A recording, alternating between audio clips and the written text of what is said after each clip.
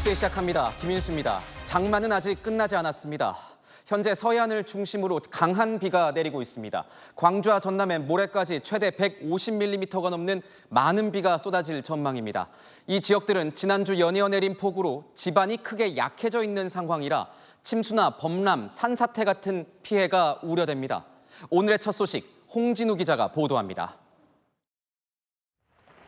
주택 지붕이 폭삭 주저앉았습니다. 집안은 쑥대밭이 됐고 창문과 출입문은 바닥에 나뒹굽니다. 오늘 오전 11시 20분쯤 광주 남구의 주택이 무너졌습니다. 집에 있던 70대 여성은 붕괴 전 겨우 밖으로 나와 화를 면했습니다. 인근 5가구 주민들도 경로당으로 대피한 상태입니다. 계속된 장맛비에 노후화된 주택이 견디지 못해 사고가 난 것으로 파악되고 있습니다.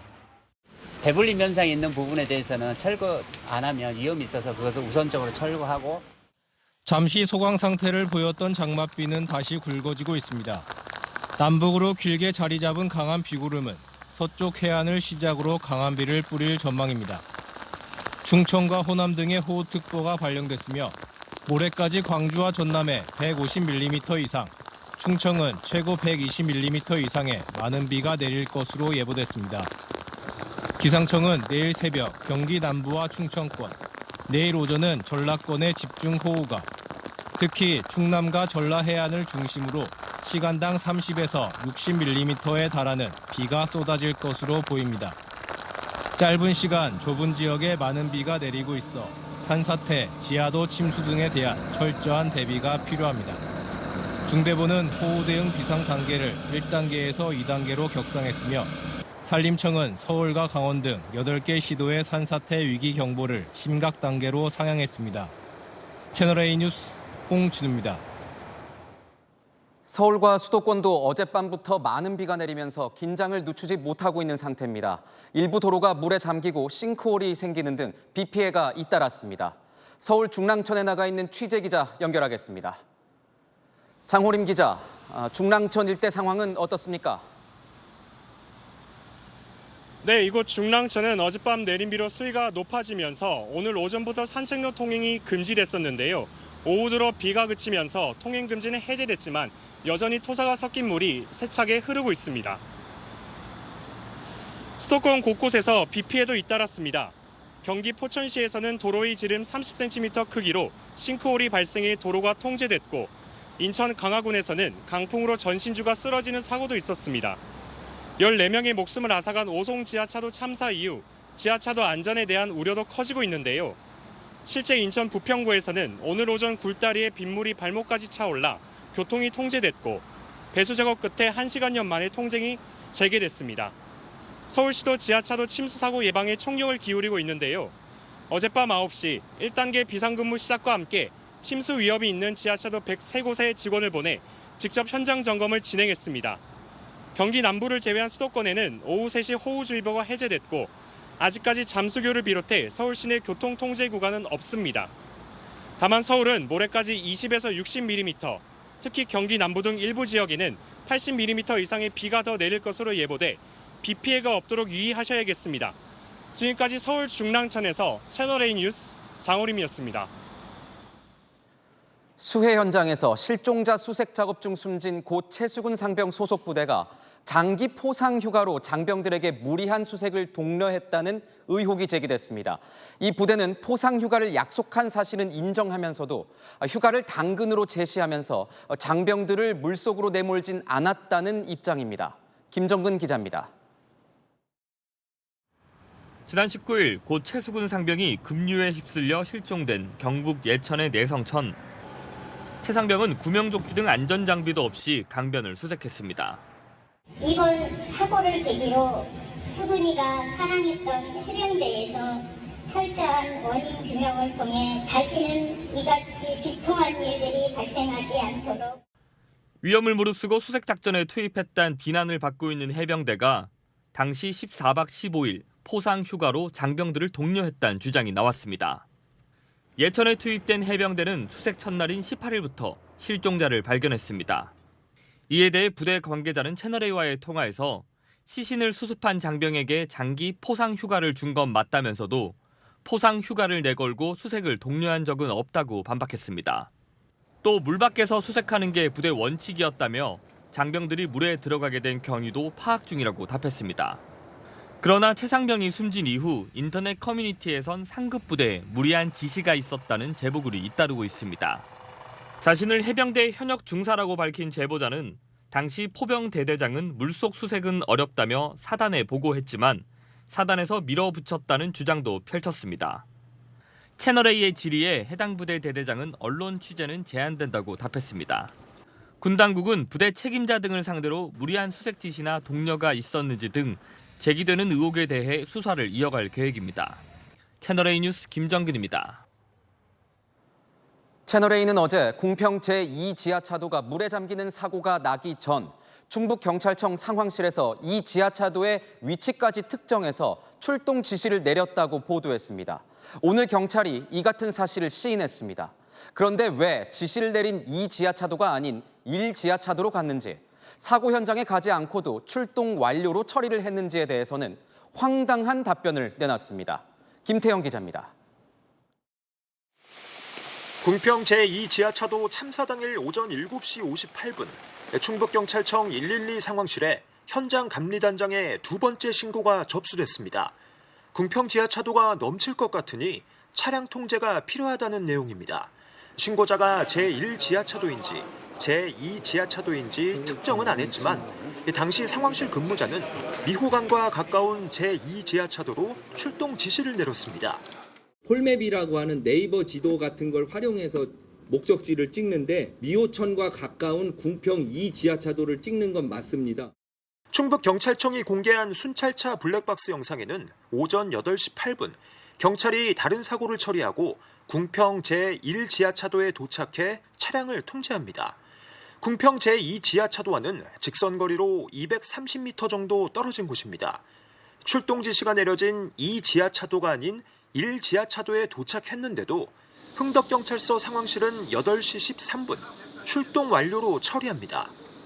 저희가 근처에 가면은 도착한 거로 생각할 수 있지 않습니까? 그거는 그분의 마음속에 있는 부분이니까 제가 뭐라고는 답변을 못 드리겠습니다. 국무조정실도 이 지하차도에 출동하지 않았는데 출동 완료로 종결한 부분을 허위보고로 판단해 경찰관 6명을 대검에 수사 의뢰한 겁니다. 출동 완료 종결 시간인 8시 13분은 궁평 제2지하차도가 완전히 침수되기 전입니다. 순찰차가 제대로 출동했다면 대규모 인명피해를 막을 수도 있었다는 겁니다. 충북경찰청은 잘못 출동한 이유, 출동 지시를 받는 태블릿 PC 오류 여부 등에 대해선 조사 사안이라며 입을 굳게 다물었습니다. 채널A 뉴스 김태형입니다. 서울 신림동 번화가에서 대낮에 묻지마 칼부림을 벌였던 30대 남성이 오늘 구속됐습니다. 그런데 이 범인의 진술이 오락가락합니다. 어제는 남들을 불행하게 만들고 싶어서 범죄를 저질렀다고 하더니 오늘은 나는 쓸모없는 사람이라면서 타인에 대한 반감 대신에 본인을 자책하는 말을 남겼습니다. 경찰은 범행 동기 파악에 주력하고 있습니다. 이준성 기자입니다. 그제 서울 신림동에서 행인 4명에게 무차별 흉기를 휘둘러 1명을 숨지게 한 33살 조모 씨. 파란색 티셔츠에 검정 모자와 마스크를 쓰고 영장 실질 심사에 출석한 조 씨는 피해자와 유족에게 사과했습니다. 저는 그냥 쓸모없는 사람이 죄송합니다. 조 씨는 그제 경찰에 검거되기 직전 열심히 살아봐도 안 되더라며 사회에 대한 반감을 드러냈지만 오늘은 자신의 탓으로 돌린 겁니다. 다만 자신의 삶이 불행했다는 점도 재차 강조했습니다. 그냥 저의 모든 게 예전부터 너무 안 좋은 상황에 있었던 게 제가 너무 잘못한 일인 것 같습니다. 법원은 도주 염려 등을 이유로 조 씨에 대한 구속영장을 발부했습니다. 신병을 확보한 경찰은 조 씨의 범행 동기를 확인하는 데 주력할 방침입니다. 하지만 조 씨가 당초 마약인 펜타닐을 복용했다고 말했다가 번복하는 등 조사에 어려움을 겪고 있습니다. 경찰 관계자는 범행 전 행적 등 조 씨의 진술에 신빙성이 떨어진다고 설명했습니다. 경찰은 조만간 조 씨를 상대로 사이코패스 진단 검사도 진행할 방침입니다.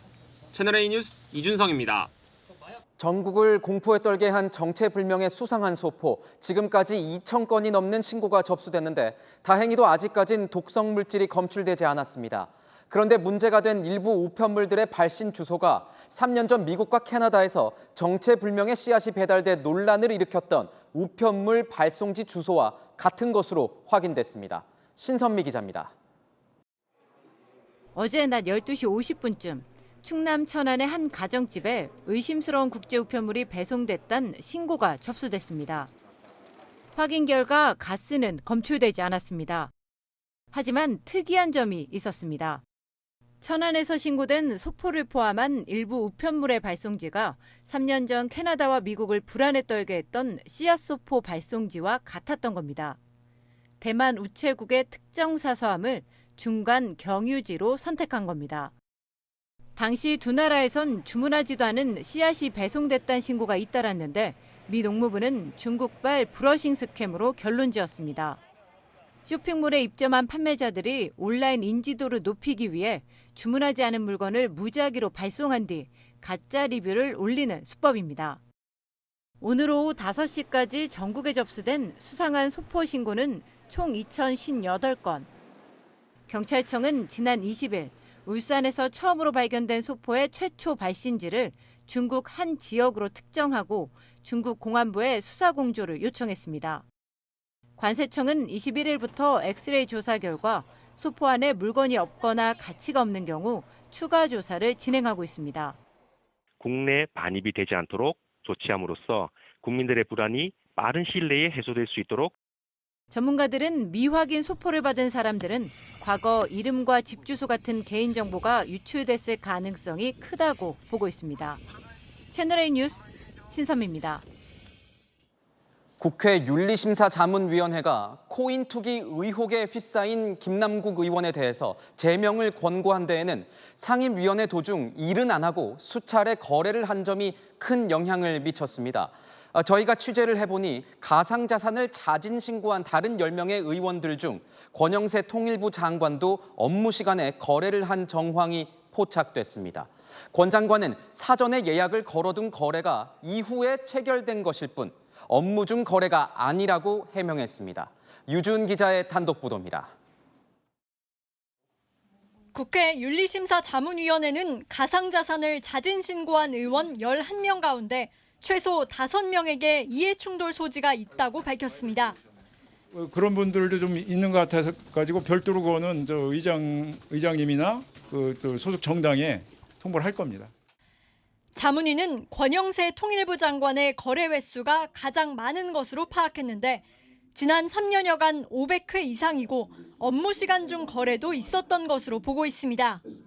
한 자문위원은 채널A 통화에서 장관이 코인 거래를 몇백 회 했다는 건 업무를 안 봤다는 이야기라며 김남국 의원 제명 이유와 같은 연장선으로 볼 수 있다고 말했습니다.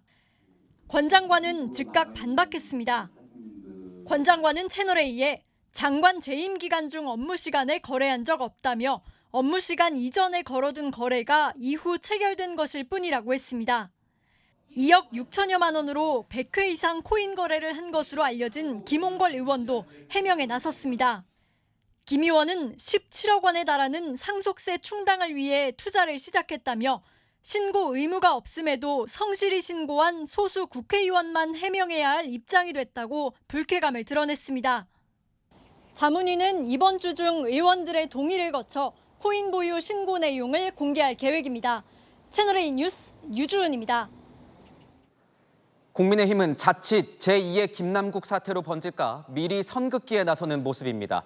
자진 신고한 당 소속 의원들과 김남국 의원은 투자 액수부터가 다르다면서 민주당의 김 의원의 제명을 촉구하고 있습니다. 이어서 조영민 기자입니다. 국회 윤리심사자문위원회에서 이해충돌 소지를 판단하는 기준으로 삼은 건 많은 거래 횟수와 수천만 원 이상의 초기 투자금입니다. 앞서 자문위는 두 가지 기준에 더해 상임위나 본회의 활동 중 거래했다는 이유로 김남국 의원에 대한 제명을 권고했습니다.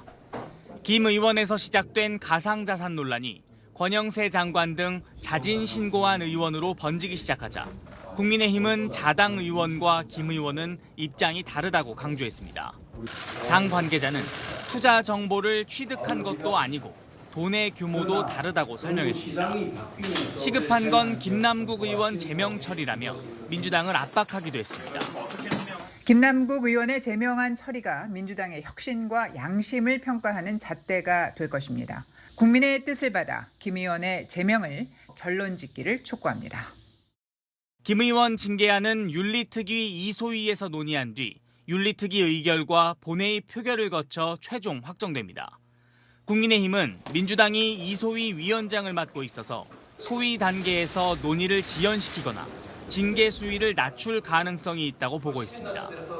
제명이 확정되려면 본회의에서도 200표 이상의 찬성이 필요해 168석의 민주당이 선택권을 가지고 있습니다. 채널A 뉴스 조용민입니다. 조국 전 법무부 장관 부부가 오늘 딸 조민 씨의 입시 비리 의혹에 대해 부모의 불찰이라는 내용의 입장문을 내놨습니다. 반성한다는 표현도 했습니다. 다음 달 조민 씨에 대한 검찰의 최종 처분을 앞두고 조 전 장관 부부가 고개를 숙였다는 분석이 나옵니다. 김호영 기자입니다. 조국 전 장관과 부인 정경심 교수가 자녀들의 입시 비리 의혹에 대해 사과했습니다. 부모의 불찰과 잘못이 있었음을 자성한다라며 다시 한번 국민 여러분께 송구하다는 말씀을 올린다고 밝혔습니다. 딸 조민 씨의 의사면허 반납 등에 대해서는 자성하고 원점에서 새 출발하겠다고 결정한 것이라고 덧붙였습니다. 과거와 달리 불찰, 잘못 등의 표현을 써가며 몸을 낮춘 겁니다. 남은 유죄가 난 부분에 대해서는 보다 성실하고 진솔하게 2심에 항소하여 무죄를 다투겠습니다. 아비로서 가슴이 아팠지만 원점에서 새로운 시작을 하겠다는 결정을 존중하기로 했습니다. 이런 입장 변화는 검찰이 다음 달 말 공소시효 만료를 앞둔 조민 씨의 기소와 관련해 조 전 장관을 압박한 것과 무관치 않다는 해석입니다. 조 전 장관은 최근 법정에서 입시 비리에 대해 몰랐다고 발언했는데 이틀 전 검찰 관계자가 조민 씨 조사에서 확인한 부분과 다르다고 반박한 바 있습니다. 다만 조 전 장관 측은 입시 비리에 관여했는지 여부에 대해서는 법정에서 진솔하게 소명하겠다고 밝혔습니다. 채널A 뉴스 김호영입니다.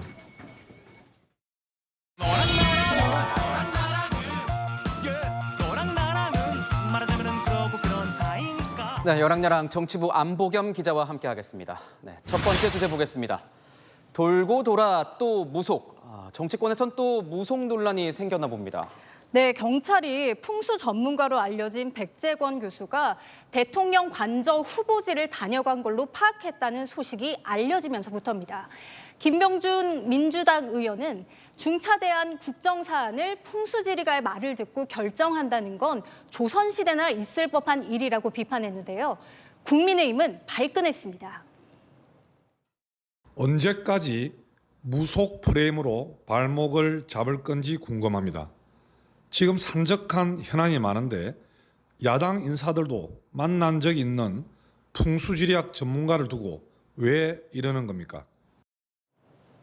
대통령 관저를 둘러싼 이 무속 논란은 꽤 오래된 것 같은데 야권에서 개입설을 제기했던 건 이 백 교수가 아니라 역술인 천공 아니었습니까? 네, 맞습니다. 지난해 말부터 역술인 천공이 대통령 관저 선정에 개입했다는 주장이 나왔죠.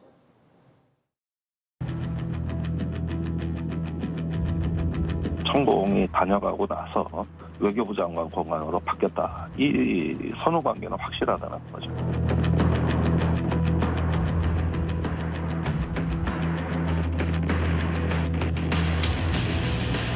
이거는 엄연히 천공 언급에 대한 보복, 괘씸죄 이걸로 저는 받아들이고 있습니다.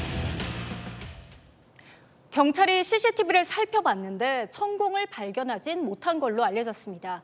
민주당은 천공이 아니더라도 민간인이 관저 선정에 개입한 건 마찬가지라며 공세를 펴는 중인데요. 국민의힘은 이재명 대표 부부, 김정숙 여사 등도 이 풍수지리가를 만난 적이 있다고 맞서면서 여야가 이전 투구 공방을 이어가고 있습니다. 네, 다음 주제 보도록 하겠습니다. 네, 시도 때도 없이 땡땡땡땡. 시도 때도 없이 뭡니까? 바로 국정농단입니다. 요즘 정치권에서 이 국정농단이라는 표현이 자주 등장하고 있는데요. 국민의힘은 문재인 정부의 과거 안보 정책을 국정농단에 빗댔습니다. 안보농단을 자행한 인사들에 대해서는 신분과 지위의 고하를 막론하고 성역 없는 감사원의 감사와 수사당국의 수사가 문재인 정부의 5년 저는 정말 국정농단이라고 생각합니다. 특히 그 안보 부분에 대해서는 국정농단에 가까운 5년이었다. 최근에는 4대강 보 해체 관련 감사 결과를 두고도 국정농단이라고 했습니다. 문재인 대통령이 감독하고 시민단체와 공무원들이 신안을 쓴 이것은 한편의 국정조작, 한편의 국정농단 극이었습니다. 네, 민주당은 그러면 어떻습니까? 민주당도 크게 다르지 않습니다. 검찰의 국정농단이요, 헌정 질서 유린일 뿐만 아니라 반민주적 법치 파기 행위입니다. 2조 원대 국책 사업을 아무런 설명도 없이 갑자기 옮기는 거 처음 봤습니다. 이런 게 국정농단 아닙니까? 지금은 국토부 장관이 국정을 농단하는 국가 운영 시스템의 위기 상황입니다. 지난 21일에는 윤 대통령의 장모 최모 씨가 법정 구속되자 안민석 의원은 SNS에 김건희 일가의 국정농단 의혹을 조사하라고 주장하기도 했습니다. 그런데 이 국정농단이라는 표현이 보면 나란 일을 마음대로 쥐락펴락한다는 의미인데 이 서로를 비판하는 용도로 너무 자주 쓰이는 것 같습니다. 네, 그렇습니다. 국정농단은 2016년 박근혜 전 대통령 측근 비리가 연일 불거지자 당시 야당이 내세운 대표적인 프레임이었죠. 우리 정치 역사상 처음으로 대통령이 파면되기도 했습니다. 이런 엄중한 단어를 공세를 위한 정치적 수사로 자주 사용하는 건데요. 여야가 경쟁적으로 과격한 표현을 반복하는 건 국민 피로감만 높인다는 점 명심해야 할 것 같습니다. 네, 지금까지 열왕야랑이었습니다. 여름인데도 독감이 유행입니다. 작년 9월부터 시작된 독감 유행주의보가 역대 최장 기간인 10달째 이어지고 있습니다. 코로나까지 다시 늘어나는 추세라 우려됩니다. 김태우 기자 보도 보시고 전문가와 함께 좀 더 자세히 짚어보겠습니다. 서울의 한 소아과 병원. 요즘 진료받는 하루 200여 명의 환자 가운데 10명 정도가 독감입니다. 독감도 원래는 초봄에 끝났어야 되는데 지금도 환자가 계속 나오고 있고요. 고열과 몸살하고 기침 뭐 이런 거. 실제로 지난 9일에서 15일까지 외래 환자 1,000명당 독감 의심 증상을 보이는 환자는 16.9명으로 유행 기준 3배가 넘고 있습니다. 한여름에도 좀처럼 독감 환자가 줄지 않으면서 지난해 9월 16일 발령된 독감 유행주의보는 10개월째로 역대 최장 기간을 기록했습니다. 주춤했던 코로나19 확진자도 다시 증가 추세입니다. 지난주 동안 코로나19 신규 확진자 수는 하루 평균 2만 6천 명대로 올라서 전주에 비해 5천 명가량 늘었습니다. 직장이 그렇게 큰 편이 아닌데 한 2주 사이에 3, 4명이면은 예전에 비해서 되게 많아진 것 같아요. 코로나19 확진자가 다시 늘고 있는 가운데 이르면 다음 달 병원급과 요양시설의 마스크 의무 착용도 없어질 걸로 보입니다. 코로나19의 감염병 등급을 독감, 수족구와 같은 수준인 4급으로 낮춰 일부를 제외하고 검사비와 치료비도 모두 본인 부담으로 달라집니다. 다만 인공호흡기 등 중증 환자에 대한 지원은 당분간 계속되고 먹는 치료제나 예방접종에 대한 지원도 일단 유지될 걸로 보입니다. 방역당국은 방역조치 완화에 앞서 이르면 다음 주 국가감염병 위기대응 자문위원회를 개최할 예정입니다. 채널A 뉴스 김태우입니다. 네, 천은미 이대 목동병원 호흡기 내과 교수 나오셨습니다. 어서 오십시오. 안녕하십니까. 최 교수님, 보니까 7월 말인데도 독감 환자 수가 전혀 줄어들지 않고 있습니다. 10개월째 역대 최장 유행이라고 하는 건데 왜 그런 겁니까? 네, 지난해 9월 이후에 독감 유행 주의가 발효했고요. 그 이후로 10개월간 지금 유행이 지속되고 있습니다. 특히 7에서 12세 초등학교와 중고등학교 유병률이 가장 높은데 그 이후로는 코로나 3년간의 자연 면역이 없는 상태에서 학교나 학원을 통해서 접촉이 많아지면서 유병률이 높아진 것으로 생각합니다. 네. 그렇다면은 이번에 그 독감 증상은 좀 어떤지도 궁금하거든요. 특징이 있는 건지 예년 독감하고 좀 다른 점이 있습니까? 독감은 올해도 유사합니다. 특히 독감의 특징은 고열이 39도 이상 갑자기 올라가고요. 우리가 몸을 움직이기 힘들 정도로 심한 전신 근육통, 또 인후통이나 기침, 특히 고학년 같은 경우는 심한 두통이 전형적인 독감 증상이라고 생각합니다. 네, 초등학생들도 많이 감염되고 바이럴이 좀 더 많다 뭐 이런 얘기가 들리고 있는데 독감 유행 그렇다면 언제까지 좀 이어질 걸로 보십니까? 독감이 보통은 봄에는 따뜻해지면 없어지는데요.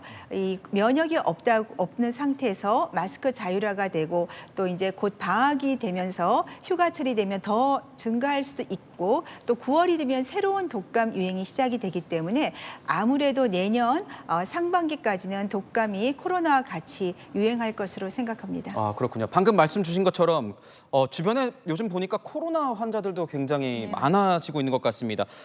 다음 달에 병원급 이상이 마스크 착용 의무화도 사라진다고 하는데 이거 뭐 괜찮은 겁니까? 현재는 마스크가 대부분 해제가 됐는데요. 병원과 감염 치약 시설에서만 의무가 있었습니다. 다음 달부터 이 두 장소에서 마스크 의무화가 해제가 되게 되면 일반인들은 치사율이 낮기 때문에 괜찮지만 이러한 고위험군들에게는 분명히 중증도나 치사율이 높아질 수가 있습니다. 병원이나 요양시설에서 코로나 증상이 있는 경우에는 가능한 한 검사를 시행을 해야 되겠고요. 신속항원 검사나 PCR 검사는 정부에서 당분간은 지원해 주는 것이 필요할 것 같습니다. 네, 4단계로 하향을 해도 고위험군은 보호할 필요가 있는 그런 상황인 건데 독감과 코로나가 동시에 유행할 가능성이 있는지에 대해서도 궁금하다는 분들이 굉장히 많거든요. 이 독감과 코로나가 동시에 감염되기도 하는 겁니까? 네, 맞습니다. 지금은 코로나는 4개월 동안 계속 유행을 하고 있고요. 독감도 1년 동안 유행을 하는 것이고 지금 9월에는 새로운 유행이 반복이 될 것이기 때문에 분명히 동시에 유행할 확률이 높다고 생각합니다. 실제적으로 독감과 코로나가 같이 감염된 사례가 드물지만 있습니다. 하나가 감염되면 두 개가 감염되지는 않지만 면역이 약한 경우에 동시에 감염 사례가 일부 있고요. 이러한 경우는 중증도가 좀 더 높은 것으로 보고되고 있습니다. 그렇다면 이 독감과 코로나는 어떻게 좀 대비를 해야 되는 건지 예방책 같은 게 있을까요? 네, 독감과 코로나는 둘 다 호흡기 바이러스이기 때문에 우리가 지난 3년 코로나 기간 동안 많이들 알고 계실 거예요. 항상 손을 자주 씻고 기침을 할 때는 팔꿈치나 휴지를 사용해서 버리도록 하시고 사람이 많이 붐비는 곳은 자제하되 방문을 하실 때에는 마스크 착용을 해주는 것이 필요하십니다. 특히나 코로나나 독감은 진단이 되게 되면 5일 정도 격리 휴식을 통해서 본인의 증상도 완화시키고 주변으로의 감염도 차단하는 것이 필요합니다. 특히 고위험군들은 항바이러스제를 조기 투여할 경우에는 증상 회복뿐 아니라 폐렴 등의 합병증이나 후유증을 감소시킬 수 있기 때문에 적극 투여를 권고합니다. 네, 결국은 뭐 개인 방역 철저히 하는 것밖에 답이 없군요. 맞습니다. 네, 지금까지 천은미 교수였습니다. 매년 7월과 9월은 재산세를 내는 달입니다. 그런데 지난해보다 집값은 떨어졌는데 오히려 재산세는 늘어서 당황하신 분들이 꽤 많다고 합니다. 어떻게 된 건지 김승희 기자가 설명해 드립니다. 30대 1주택자 정상윤 씨는 최근 날아온 재산세 고지서를 보고 의아했습니다. 정 씨가 소유한 서울 아파트 공시지가는 4억 1,800만 원. 지난해보다 4,500만 원 떨어졌습니다. 하지만 재산세는 18,110원이 올랐습니다. 오는 9월 나머지 절반을 내야 하는 걸 감안하면 총 36,000원이 오른 겁니다. 지난해보단 줄겠지라고 기대는 하고 있었는데 증가하다 보니까 의아한 부분은 있었습니다. 올해 주택에 부과하는 재산세율은 변함이 없습니다. 하지만 집값이 떨어졌는데 재산세가 오른 경우가 다수 생기면서 납세자들 사이에 혼란이 일고 있습니다. 세 부담 상한제 때문입니다. 집값 급등기 세 부담이 급증하는 걸 막기 위해 한 해 재산세 증가폭을 5에서 30%로 제한한 제도입니다. 6억 원 이하 주택들은 최근 몇 년간 집값이 급등했어도 세금은 1년에 10%씩만 증가했습니다. 하지만 그간 세금이 덜 올랐기 때문에 올해 집값이 떨어졌어도 낼 세금이 늘어난 겁니다. 행정안전부는 올해 전국 1주택자 가구의 11.6%에 해당하는 117만 가구가 재산세가 증가할 것으로 추산했습니다.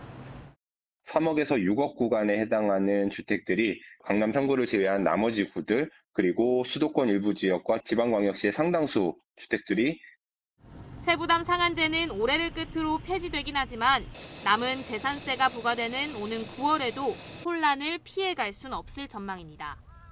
채널A 뉴스 김승희입니다.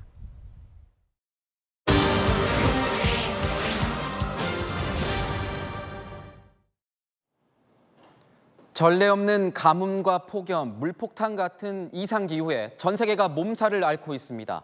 이런 이상기후는 식량 위기를 불러왔습니다. 인도에선 토마토 값이 급등하면서 토마토를 노린 강도 살인까지 발생할 정도입니다. 인류의 식량 안보에 빨간불이 켜졌습니다. 세계를 보다 이다혜 기자입니다. 아이폰 값을 지불하기 위해 돈가방을 건넵니다. 가방 속에 든 것은 돈이 아닌 토마토 6개. 아이폰, 토마토. 아이폰과 토마토 중 토마토를 선택하고 아이폰 자랑엔 코웃음을 치던 남성은 토마토 한 봉지에 눈이 휘둥그레집니다. 주요 식자재인 토마토 가격이 급등한 인도에서 암담한 현실을 풍자한 영상들입니다. 반년 새 7배 넘게 오른 토마토 가격은 이달 초 1kg당 2,760원을 넘겼습니다. 같은 무게인 뉴델리 휘발유 1리터 가격에 거의 2배까지 치솟은 겁니다. 민가에선 토마토 탑을 쌓고 가격 안정을 기원하는 제사까지 지내고 있습니다. 이상기후로 흉작이 이어지고 민심도 흉흉해지더니 토마토 강도와 맞서던 농민들이 잇따라 살해된 채 발견됐습니다. माल आ रहा है दूर से हिमाचल से ऊपर पहाड़ के ऊपर से माल आ रहा है माल की सोर्टिंग है पीछे माल है नहीं तो इसलिए तेजी का कारण यही है. 폭염과 가뭄이 덮친 미국에선 가장 많이 팔리는 소스 중 하나인 스리라차가 매대에서 사라졌습니다. I eat sriracha every single day. I went to the grocery store to get more and I didn't see it on the shelf. So I went to 2 other grocery stores and I couldn't find any. 한 병에 4달러에서 5달러면 살 수 있던 스리라차 소스는 온라인 쇼핑몰에서 120달러에 되팔리기도 합니다. 가뭄이 길었고 작년 겨울에 이 LA 쪽에 비가 되게 평소 같지 않게 많이 왔었거든요. 100불이면 필요한 건 다 샀다 이런 느낌인데 이제는 한 200불 정도 하는 것 같아요. 전 세계 이상기후는 이 적도 부근 수온이 상승하면서 대기 순환을 방해하는 엘니뇨 현상 때문입니다. 사탕수수 주요 재배지인 인도와 브라질에 닥친 가뭄으로 국제 설탕값은 23% 넘게 올랐습니다. 기록적인 남유럽의 폭염으로 올리브유는 75%, 아프리카 폭우에 카카오는 29% 치솟았는데요. 이 주식인 쌀도 비상입니다. 세계 최대 쌀 생산지인 태국에선 올 초보다 12% 가까이 수출 가격이 올랐습니다. 이상기후가 몰고 온 공급난은 식량 안보도 위협하고 있습니다. 다양한 시나리오를 바탕으로 해서 예측하고 얼마나 취약한지 점검해서 대응책을 미리 준비해야 합니다. 미국 같은 경우는 국가 안보만큼이나 중요하다는 인식이 사회 전반에 깔려 있습니다. 우리나라 식량 안보 지수는 OECD 국가 중 하위권 수준. 지구가 뜨거워지면서 기후 변화의 위협은 식탁에서 현실이 되고 있습니다. 세계를 보다 이다혜입니다. 기록적인 폭염에 산불까지 겹친 남유럽은 비상사태입니다. 그리스로 피서를 간 관광객 수만 명이 피난길에 올랐습니다. 권갑구 기자입니다. 연기가 뒤덮은 하늘은 주황빛으로 물들었고 땅에선 가방을 맨 관광객들의 긴 행렬이 이어집니다.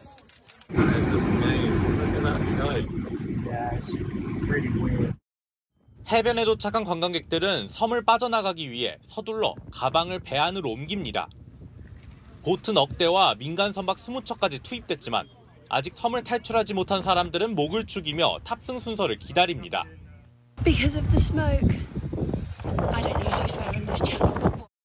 지난 화요일부터 산불이 시작된 그리스 휴양지 로도스 섬에서 주민과 관광객 3만 명이 긴급 대피했습니다. 바람의 방향이 바뀌면서 관광객들이 머물던 곳과 유적지까지 곳곳으로 불길이 번졌습니다. 그리스 당국은 현재까지 희생자는 없지만 8명이 호흡기 문제로 치료를 받았다고 밝혔습니다. 소방당국은 헬기 5대와 소방대원 200여 명을 투입했지만 불길을 잡기엔 역부족입니다. με πολύ πιο γρήγορους ρυθμούς από ότι εκείνοι το κράτος στο παρελθόν, ώστε να μπορούν να ξαναφτιάξουν τα σπίτια τους και να ξαναβάλουν τη ζωή τους σε μια τάξη. 이달 초부터 이어진 폭염이 로도스 섬 산불의 원인이라는 분석이 나오는 가운데 현지 당국은 그리스 13개 지역에 산불 적색 경보를 내렸습니다. 채널A 뉴스 권갑구입니다. 주방장이 음식을 알아서 만들어 내놓는 일본식 코스 요리를 오마카세라고 합니다. 언제부턴가 이 고급 요리의 대명사가 됐는데 최근엔 반려견들을 위한 애견용 오마카세까지 등장했다고 합니다. 백승우 기자입니다. 실례하겠습니다.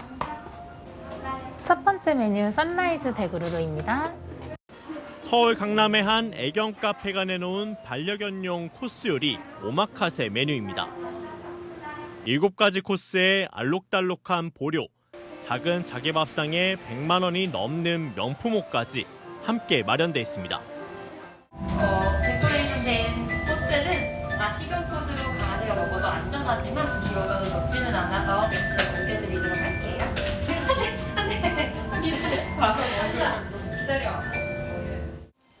가격은 5만 원대에서 7만 원대 정도로 비싼 편이지만 캥거루 고기 같은 이색 요리를 맛볼 수 있어 예약이 쉽지 않습니다. 지금 8월, 9월, 금, 토일 같은 경우에는 거의 꽉 차 있는 상태예요.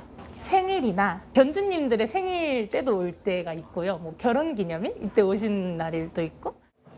최근 반려동물을 위한 소비를 아끼지 않는 이른바 페팸족이 늘면서 나타난 현상들입니다. 해외 명품 브랜드는 아예 100만 원이 넘는 반려동물 전용 옷까지 팔고 있습니다. 사실 사람도 오마카세 7만 8천 원 정도면 저도 좀 과하다고 생각하는 입장이라 좀 상술이라고 생각을 해서 견주의 욕심일 수도. 강아지가 어떻게 보면 자식을 대신하고 있잖아요. 그 주인이 자기 자식한테 해주고 싶은 거 하는 건데 뭐 나쁘게 볼 이유가 있을까? 우리 국민 5명 중 1명이 반려동물을 키우는 시대. 고가의 이색 상품들이 큰손 집사들을 겨냥하고 있습니다. 채널A 뉴스 백승우입니다. 우리나라 배드민턴 간판 안세영 선수가 코리아 오픈에서 2연패를 달성했습니다. 오늘 결승전에선 특히 압도적인 경기력을 선보였습니다. 박건영 기자입니다. 상대가 아무리 공격해도 다이빙에 되받아칩니다. 넘어지면 오뚜기처럼 일어나 끝까지 공을 쫓습니다. 올 시즌 세계 배드민턴 여자 단식은 안세영의 해로 자리매김되고 있습니다. 화려한 기술에 상대를 압박하는 끈질김까지 더해 또 한 번 우승을 따냈습니다. 안세영은 코리아 오픈 결승에서 과감한 공격으로 대만의 타이징을 몰아붙였습니다. 큰 키로 높게 뛰어올라 상대편 코트에 셔틀콕을 꽂아 넣습니다. 상대 코트 구석구석 공략하면서 타이징을 앞뒤로 움직이게 만듭니다. 그리고 빈 공간으로 찔러 넣습니다. 경기 초반 5연속 득점에 성공하는 순간 사실상 1세트는 끝이 났습니다. 2세트도 거침없었습니다. 셔틀콕이 머리 뒤로 날아가자 몸을 돌려 백핸드로 가볍게 받아냅니다. 마지막 한 방은 강력한 푸시 공격. 안세영은 단 38분 만에 금메달을 확정지었습니다. 한국 팬분들한테 이렇게 제가 이기고 세리머니를 보여드릴 수 있어서 너무 행복한 것 같아요. 이번 코리아 오픈엔 여자 단식 세계 4강이 모두 참가했습니다. 세계 2위 안세영은 어제 준결승에서 한때 천적관계였던 세계 3위 중국의 천이페이를 꺾었습니다. 통산 전적 5승 10패로 뒤지지만 올해는 4승 2패로 판세를 뒤집었습니다. 오늘 우승으로 안세영은 올해 6번째 국제대회 우승을 따냈습니다. 세계 1위인 일본의 야마구치보다 2번 더 우승한 겁니다. 안세영이 경쟁자 중 가장 가파른 상승세를 타면서 두 달 뒤 항저우 아시안게임의 금메달 희망도 더 커지고 있습니다. 채널A 뉴스 박관영입니다. 모레까지도 전국에 많은 비가 예보돼 있습니다. 최고 150mm 이상 더 내리고요. 수도권과 강원 영서는 수요일 오전까지도 비가 이어지겠습니다. 돌풍을 동반한 강한 집중호우에 계속해서 주의해 주셔야 합니다. 오늘 밤사이 서울 등 중부 지역과 호남에, 내일부터는 충청 이남 지역에 집중되겠습니다. 특히 호남 지역은 시간당 최고 60mm로 가장 강하게 쏟아지겠습니다. 모레까지 남부에 최고 150mm 이상, 충청에도 120mm 이상 많은 양이 예측됩니다. 서울 등 수도권에는 많게는 80mm 이상 더 내리겠습니다. 내일 전국이 30도 안팎까지 올라 더 덥습니다. 당분간도 습기를 머금은 무더위가 이어지겠습니다. 날씨였습니다. 요즘 전하는 뉴스를 보면 극단이나 극한이란 표현 참 많이 등장합니다. 비뚤어진 분노를 극단적 방식으로 표출한 묻지마 범죄부터 젊은 장병을 죽음으로 몰아넣은 극한 수색, 극단 정쟁의 이 늪에 빠진 정치까지. 오죽하면 대한민극이란 표현까지 등장했겠습니까? 극한으로 치닫고 극단으로 내몰리는 사회, 비정상입니다. 마침표 찍겠습니다. 극단, 이제 그만. 뉴스에이 마칩니다. 고맙습니다.